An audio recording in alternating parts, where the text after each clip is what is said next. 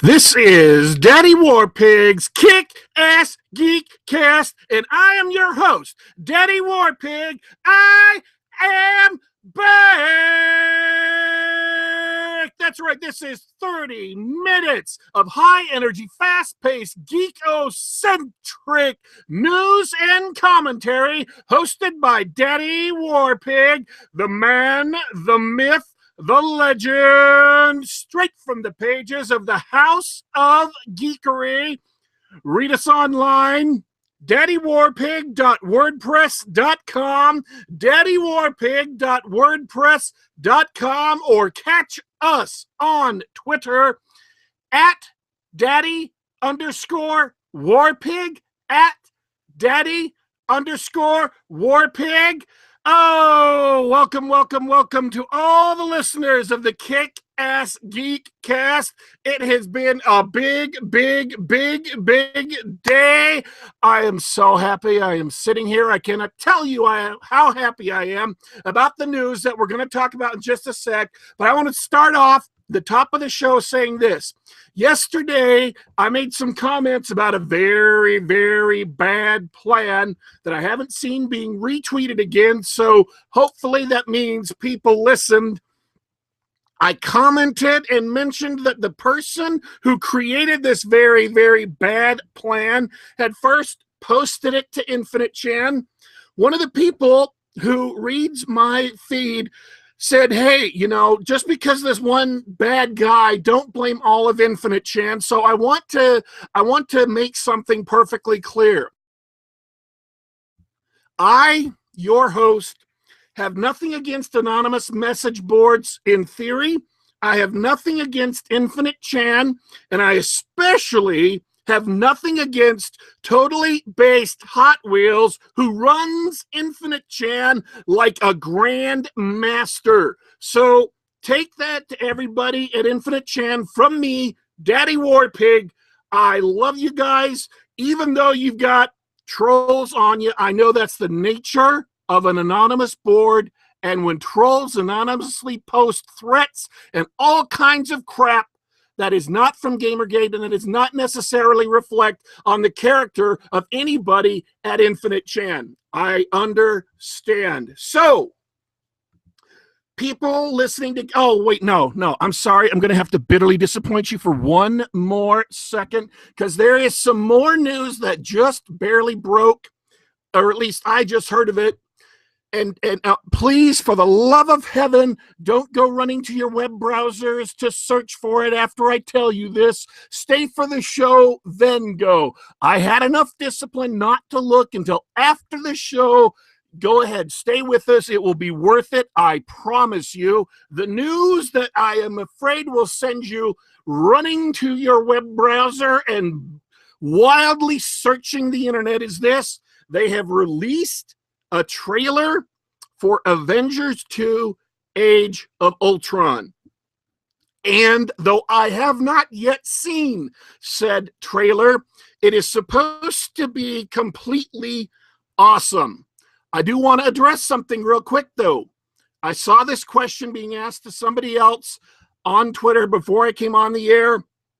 Somebody asked, hey, did you see the vicious, nasty, bigoted comments by Joss Whedon? And I have, where he called Gamergate basically daddy daycare for the clan, and a large percentage of Not Your Shield, who were, in point of fact, not white, sent back some very angry tweets for good reason. So, they asked, are you going to boycott the Avengers 2 because of Joss Whedon? And I'm going to give the same answer that person gave because it's exactly what I was thinking. No, I'm going to go see the Avengers 2, and I'm open to seeing what other stuff Joss Whedon does in the future. And I'll tell you why. Because one of the people commenting on my feed about a week ago, I was complaining that I found out that one of the writers I read that I respect for his technical acumen and his intelligence was posting ignorant stuff about Gamergate and that it hurt me to have to read that. And I was thinking about ditching him. And this person said, look, at some point I'm paraphrasing here and maybe even embellishing a little. At some point you have to live your life. You can't make everything about Gamergate. And so if you want to read what this person wrote, go ahead and do it. And let me tell you why this was wise. The reason why you can't make everything in your life about Gamergate is because that's what they do. That's what the haters and the antis and all of these people who are trying to push their ideology into our hobby, that's what they do.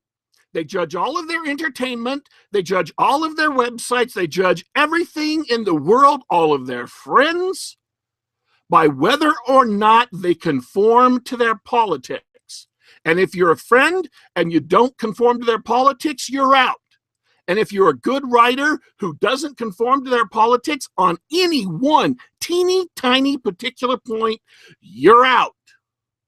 And his tweet reminded me that the difference between decent people and fanatics is that decent people don't make their belief system the determinant of whether or not they enjoy life. I'm a geek. I love the Marvel Cinematic Universe, and I am definitely going to see Avengers 2 despite the bigoted, hateful, wretched, nasty comments made by Joss Whedon. Now, I'm not telling you you have to do that, and if you decide differently, I'm not going to criticize you. But that is my decision because I am a supporter of this consumer revolt currently housed in the Gamergate hashtag. I'm a full-throated supporter, which is a literal truth in my case. If you've ever listened before, you'd know. I am a full-throated supporter, and I will not allow them to ruin my life. And if I gave up things I love or everything I love because of it, they would be ruining my life.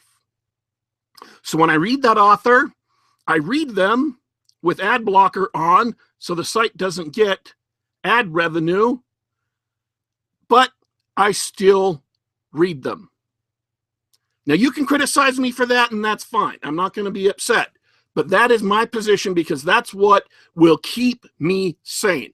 Okay, so that's for actual geek news. Now we're going to jump into the big story of the day. The story, man, I was ready. I had notes. I had tabs open. I was excited. I was looking forward to the show. I was counting down to the show. And then all of a sudden, somebody sends me a tweet, and I can't believe the story.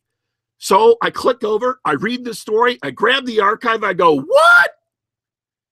I jump back to Twitter and I reply with the archive and start cutting quotes out of this amazing piece of journalistic integrity and impressiveness. And then I start tweeting people I know saying, hey, look at this. You probably know, if you follow Gamergate at all, you probably know what I'm talking about. Max Reed, who is apparently the editor-in-chief of Gawker Media. By the way, I got to this story thanks to the person who posted it on Twitter. I got to read this story and archive this story 14 minutes after it went live. 14 minutes after it went live, it was a subject of discussion in the hashtag, and I was sending information to everyone I could. That, ladies and gentlemen, is why they will not win this fight. We respond quicker than they do. We are trained for this. They are not. This article, though, is a veritable clown car of PR disasters.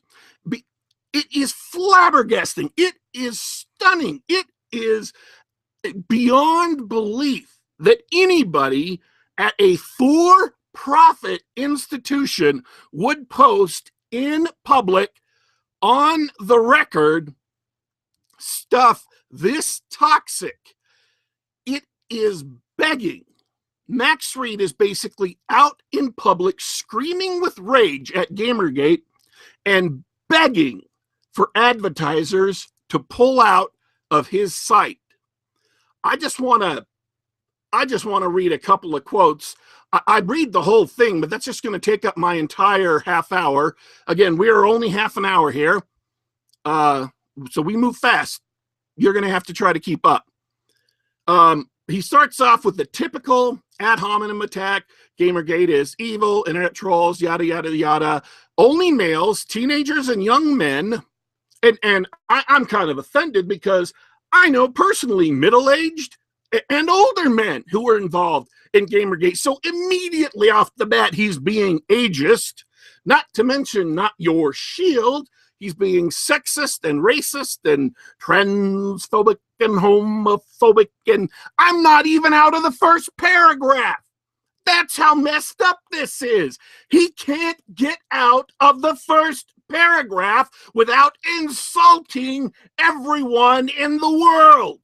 I don't know how he got to be editor-in-chief with that kind of public relations ability.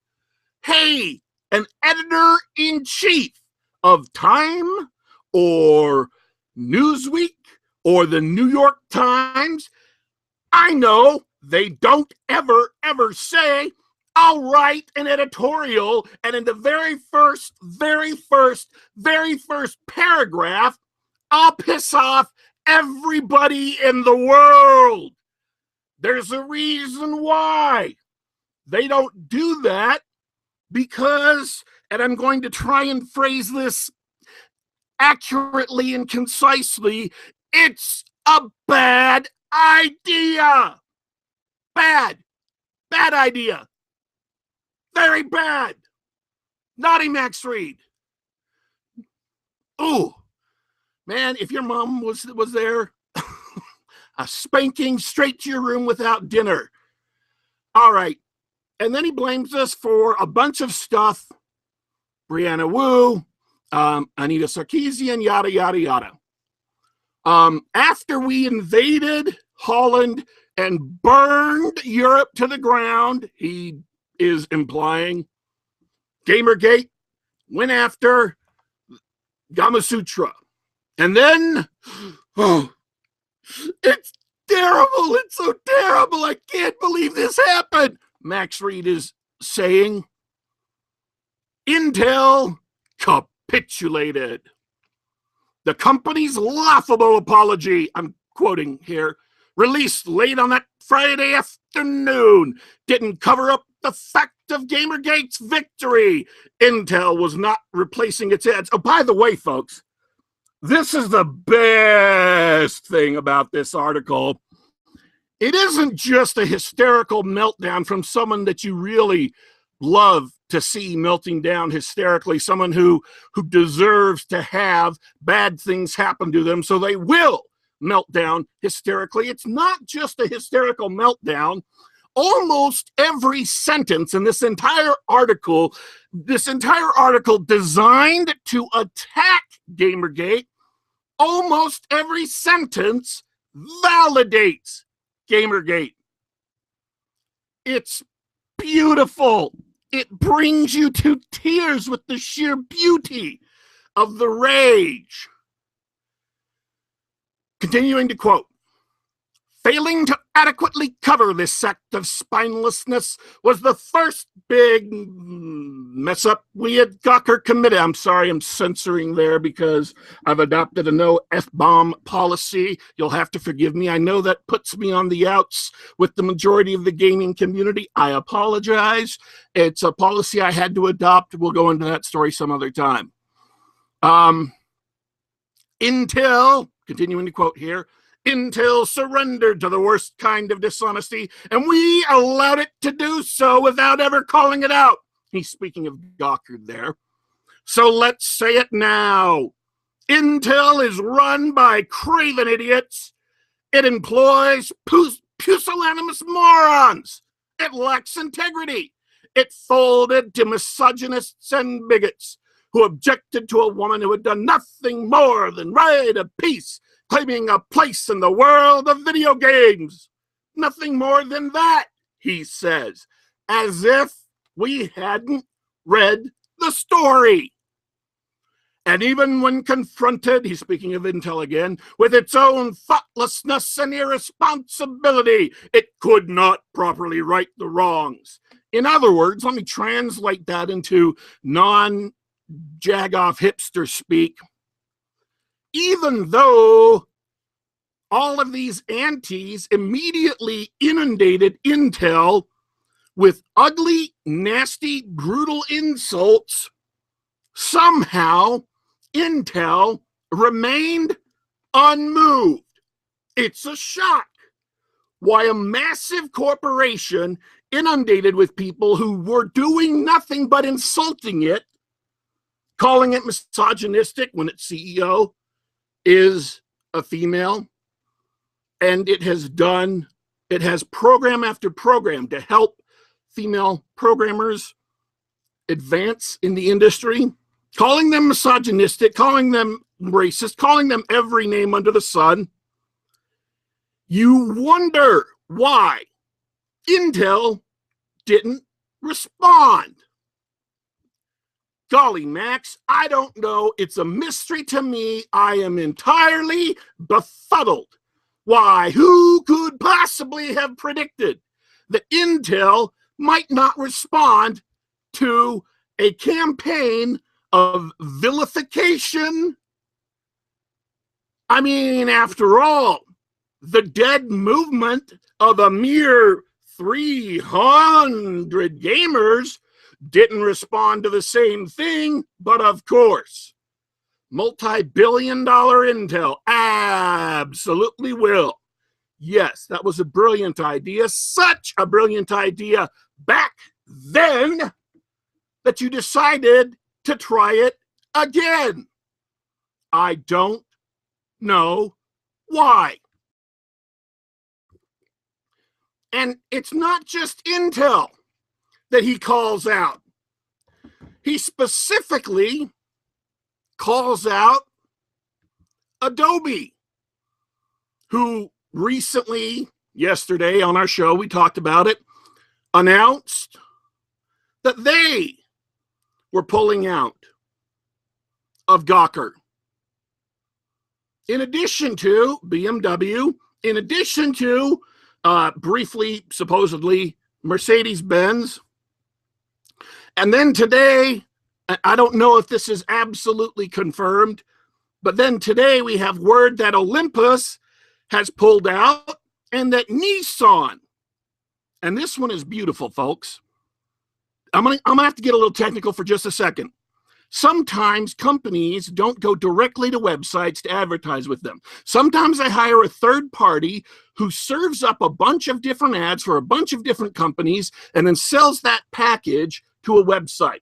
So Gawker pays money to a third-party advertising group, and Nissan contracts with that third party to put its ads wherever. Well, this is the beautiful thing. After receiving emails and letters from apparently a bunch of consumers out of the blue, I don't know how that could possibly have happened, Nissan decided to pull ads from every third-party advertising group, all of them. So Nissan is no longer selling ads through third parties right now to anybody. Our emails, our tweets, our letters were so convincing, so significant, so demanding a response, that Nissan that Nissan cut off advertising to not just Gawker, but dozens of other sites, that's a guess, just to disassociate itself from Gawker. That's where Gawker is, folks. That's how toxic Gawker has become. Now, Nissan says that they're investigating the situation and they will start using third-party advertising resellers as soon as they can ensure that none of its ads are going to Gawker. That is a body blow. That a company would voluntarily stop advertising on, and again, this is a guess, dozens of sites just to get away from Gawker. Do you realize how big that is? Do you realize how big of an effect we have had for that to happen? There's one other line in this story that is golden. I don't quite want to take it at face, because I think this was more of a rant and less of a fact-checked piece that they ran by anybody else, because I can't imagine anybody else being willing to okay this. I've been told, again, I'm quoting Max Reed, editor-in-chief of Gawker, in a story posted to Gawker's front page. I've been told that we've lost thousands of dollars already and could potentially lose thousands more, if not millions. Gawker has lost money, thousands, with potentially thousands more coming, if not millions, because we sent emails, because we sent tweets, because we engaged in Operation Disrespectful Nod, and we had an effect. We are winning. And what shocks me, what amazes me, what I just can't understand, is that Gawker is hemorrhaging all of this money for Kotaku because of Kotaku's involvement, or a few individuals at Kotaku, because of their involvement with shady, sketchy, unethical journalism. Gawker is going down in flames because Kotaku won't clean up their act, and Gawker won't demand that Kotaku clean up their act, which I can kind of understand, because I was not aware fully what Gawker was prior to Gamergate. I'd heard the name. I didn't really pay much attention because it didn't have any content that really interested me.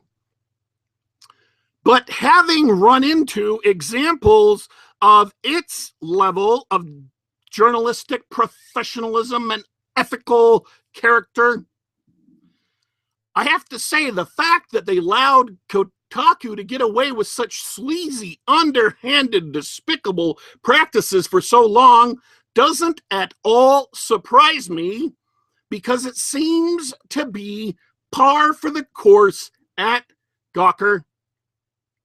Par for the course at Gawker, which leads me to put them in the category of people I didn't know existed before Gamergate, but who very much deserve what they're getting because of Gamergate. I put Kotaku and Gawker there, and a couple of other peoples I don't want to talk about because, you know, literally who would know what I was saying if I did?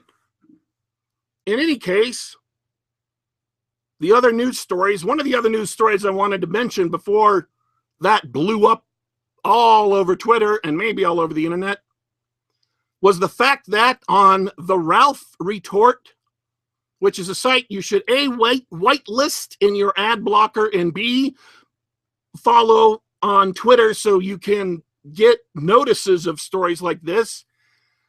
Ralph went digging around in some files and discovered evidence that, contrary to multiple public statements, Literally Who and Kotaku writer Nathan Grayson had not an intimate relationship prior to him writing his review, but had a deep and long-lasting relationship.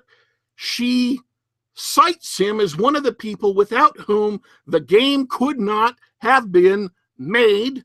He was an alpha tester on Depression Quest.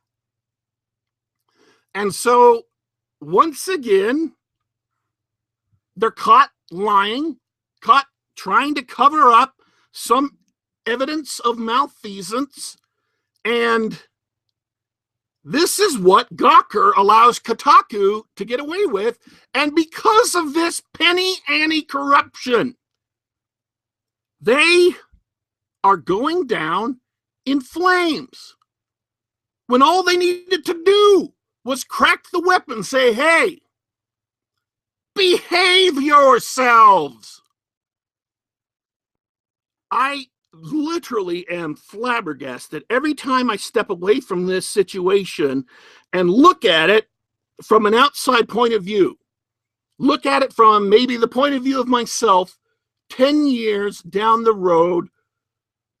Can you honestly say that it makes total sense? I'm asking you if you can say that it makes total sense that all of these people whose livelihoods, whose jobs are tied up in games journalism, voluntarily burn down their own companies just to avoid doing simple, minimal, basic ethics. Does that really, honest to God, does that make sense? If you didn't know anything about this, would that make sense to you? That all of these journalists would keep on assaulting their readers, their fans, just to avoid doing the right thing that everybody in the world knows is right. You don't take bribes. You don't have to explain that. People know that's wrong, and yet they are grimly, bitterly, desperately holding on to their right to sneer at readers and customers, to their right to take bribes, to their right to push their ideology. And because of that, they're watching their companies go down in flames. No one would believe you if you put that in a novel or made that the plot of a movie.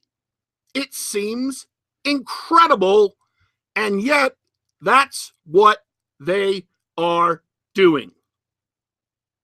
I don't understand it, but there it is. All right, I had some other stuff I wanted to get to tonight. It was good stuff, and I think I'm going to bump it up till tomorrow because it was some really, really great stuff, an exchange I saw. So we are almost out of time. I want to say this to everyone who has listened before. We have been broadcasting every night, half an hour of news and commentary, geek-ocentric news and commentary, TV shows, movies, comic books, everything a geek can imagine, video games, role-playing games, on and on and on, everything a geek could be excited at. 30 minutes of news and commentary starting tomorrow. Every weekday at 7 p.m. Eastern Time. That's an hour earlier. 7 p.m. Eastern Time tomorrow, and every weekday We're making the change to get out of the path of some well-established Gamergate streamcasts who have a large audience for good reason. 7 p.m. Eastern Time every weekday. You can listen to me, your host, Daddy Warpig, right here on the Kick-Ass Geek Cast. Read me on the web at the House of Geekery, daddywarpig.wordpress.com, daddywarpig.wordpress.com. Read me on Twitter at daddy_warpig, at daddy_warpig. Follow us on Twitter. If you love this broadcast, subscribe on YouTube. Use all those little buttons below the video to retweet this, that you loved it, to send it out on Google Plus or send it out on Facebook or anything else, because this is an awesome show and it's only going to get better. And you can tell people I've been listening to Daddy Warpig since day one. This is the Kick-Ass Geekcast signing off for tonight. See you tomorrow night at 7 p.m. Eastern. I will be back.